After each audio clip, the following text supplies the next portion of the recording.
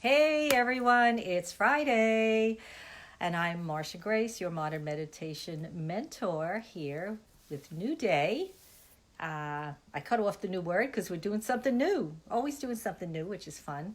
And I am excited today because my birthday is here. And right behind me, you see those beautiful, beautiful sunflowers. Oh my gosh, they're just amazing to me. Gift from one of my wonderful friends. So I'm excited. And I thought that since we're starting something new, suddenly the thought came to me, what should we do? And then I said, wow, I have another exciting thing that's happening, and that is that I am publishing my second book in the series of Calm, Creative, Joyful, which you see over here. Second book, and it's going to be available on Amazon probably by Monday or Tuesday. So that's there. So I am thinking that I spend a lot of time and effort to write this book, and it comes from the deepest part of my heart because it revolves around the lessons of A Course in Miracles, which mean so much to me. I mean, the book changed my life and has been my course of study and practice for many, many, many, many years. So what I thought would be great to do would be, for a change, to read something from my book so you get a sense of what it's about. It's what I call an inspirational daily reader.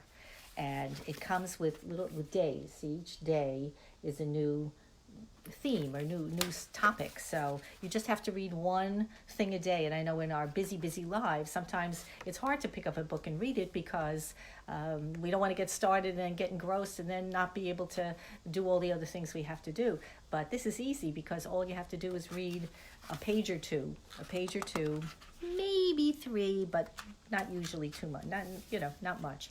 And then there's a little thing at the end of each lesson. It's called a reader reflection or action, and it offers something that you might be able to do that day to put that particular thought into practice in your day. So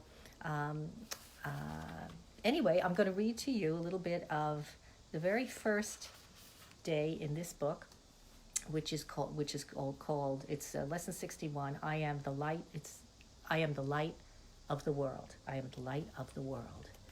So you hear that? I am the light of the world. How many times do people tell you you're the light of the world? Probably not too often, but in any case, I'm going to read this to you. At this point, you might be asking some deep questions, and mind you, this is book 2. Can I believe this seemingly unbelievable idea that I've been reading here? And assuming I do believe it, do I believe I can accomplish the difficult task of changing my mind about what I believe? These are normal and, in fact, necessary questions to be asking. It means you're paying attention to the gifts these lessons contain. Willingness is essential if we truly want the peace of God. Do you want the peace of God? I know I sure do, but sometimes finding it is not so easy. So what we have here is an opportunity to nurture and to support you in that effort. All right, let me continue. Today's lesson highlights the disparity in our mind. The ego looks at this statement and shudders. I am the light of the world?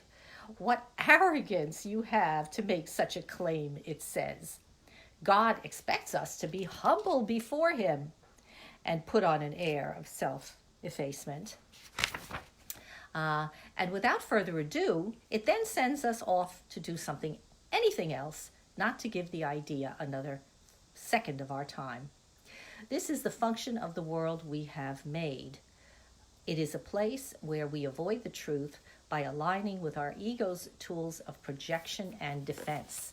Now, that's a lot to say, projection and defense, but in truth, projection simply means that we have an idea in our minds, and because it's so ingrained and so much a part of our consciousness, we perceive it outside of us. It gets projected out on the world that we see. So in other words, if somebody said something mean to you and you're hurt, you're upset, right?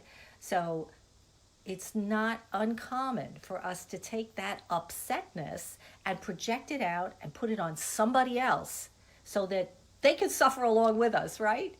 And we do that. We do that. So we get angry at some stupid little thing that normally wouldn't bother us in the least. And so that's how that kind of projection works. And as far as defense, hey, we're defending ourselves all the time. We're defending ourselves against bugs and germs, right? We take vitamins, and if we get sick, we take medicine. There's all kinds of things. So physically, we protect ourselves. We protect ourselves emotionally by perhaps avoiding certain people or certain situations and things like that. So there's many, many ways that we defend ourselves in very standard, normal, so-called normal ways. But what those things do is they really just highlight the fear in our mind. And that's what this is all about. This is all about getting us to acknowledge the fear, to see the fear, and to say, wait a minute, is there really validity in my being afraid at this moment? So let me just finish up. I want to read one more paragraph here. Okay. Meanwhile, back in our right mind, and that's what I talk about in the book, that we have our wrong mind and our right mind. Our wrong mind is aligned with our ego inclinations, whereas our right mind is focused on peace and joy and togetherness and harmony and feeling good. So okay. Meanwhile, back in our right mind, we accept our purpose as the light of the world, because God gave it to us. Now, whether you believe in God or not is really not even important. But I think it's crucial to ask yourself, why am I here? What is the purpose of being in the world? And, really, I can't imagine something evil or, I don't know, less than perfect creating humanity. It's just beyond my conception. Maybe you can, I don't know. But, and if you can, please tell me about it. I'd love to hear. So, hey, hi, Mindy. Hi, Shade, are you here? Thank you. Good to see you. And Veronica, hi. So what I would say is that we want to see how we can accept that idea of being the light of the world, So, because God gave it to us. Now, again, God is to me an idea. Okay, it's an idea. God is not a person. God is not a thing or somebody up in the sky sitting on a throne with a long white beard, right? That is just not valid in my belief system, because that God is really just an anthropomorphization, to use a big word, of ourselves. We just, again, that's the projection I was talking about before. We project an image onto God and say this is what God is. I don't think we can even begin to understand what God is. You can, instead of saying God, you could say life with a capital L, or universal consciousness. It doesn't matter what words you use, but the idea is that we somehow got here. Big mystery, right? We got here, and we're here, so here we are, and we have the ability to be our highest or something else, right? That's our choice always. So, okay, I'm just going to read a little bit more. As God's holy creation, and that's what I believe we all are, God's holy creation, how could we not be the light of the world, bringing healing from all illusions? It would indeed be arrogant to reject what God has ordained as our reality by denying the gifts we have been given.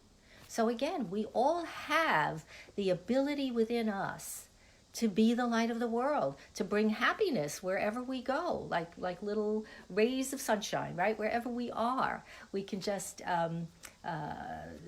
be there with a sense of lightness, of joining, of happiness, and of how we can work together, right? That's what, to me, life is all about. If I'm defending myself, if I'm feeling victimized, if I'm angry or depressed or any of those things, it causes withdrawal. It causes us to step away from the joy of life, the joy of being with others, and the joy of being in the moment and just seeing, well, what's here now at this moment for me to find happiness in. If we're busy with all that negative stuff, we're never going to see that. So again, that's what being the light of the world is, right? Okay, so let me just read one more paragraph. Ooh, stick with me. All right, from a worldly point of view, we all know people who act as if they are God's gift, right? You know who those people I mean, which means they appear arrogantly self-centered. Scratch beneath the surface of these folks, and underneath lies a very frightened and insecure individual who doesn't honestly believe she could ever be the light of the world. All right, so you may know some people like that. Maybe you've been like that yourself at some point. Hopefully we all can recognize these aspects of negative behavior in ourselves so that we can have them corrected. And unless we're willing to see our faults, to see our little skin tags and let them, and realize they're there, we're not going to be able to find true peace and happiness in the world. So, okay. The lesson goes on a little bit more, but you get the idea that there's an issue that I want to bring up in this particular thought for the day, and it gives us a chance to look at it. So, and then I just want to show you what I say for the reader reflection I told you that comes at the end. All right, so in this particular case about the light of the world, I say, in at least one of your quiet times today, and I do support you in finding time for yourself every day. This is not one and done or once a week or a month or something. Every day we need to recharge. We need to find our spiritual center so that we can be the light. You're not going to be able to sustain a loving mindset without seeking it consciously every day. So here I say, in at least one of your quiet times today, sit with your eyes closed and bring your attention to your heart center.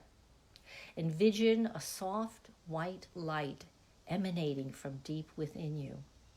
Watch it grow and expand, covering your body and then filling the room. See the light amplify so that it fills every place on the planet and beyond. Breathe in this awareness of the power that your light has to touch every aspect of creation. Let the ineffable joy of oneness fill your consciousness. And when you're ready, let your light slowly return to your heart center. And then you can open your eyes. Okay, so a little meditation, a little guided meditation there. I don't do that necessarily every time, but that happened to be in this one today. So I will leave you with that, and I wish you a beautiful weekend, and until we meet again, hopefully next week, I say blessings and peace. Bye-bye.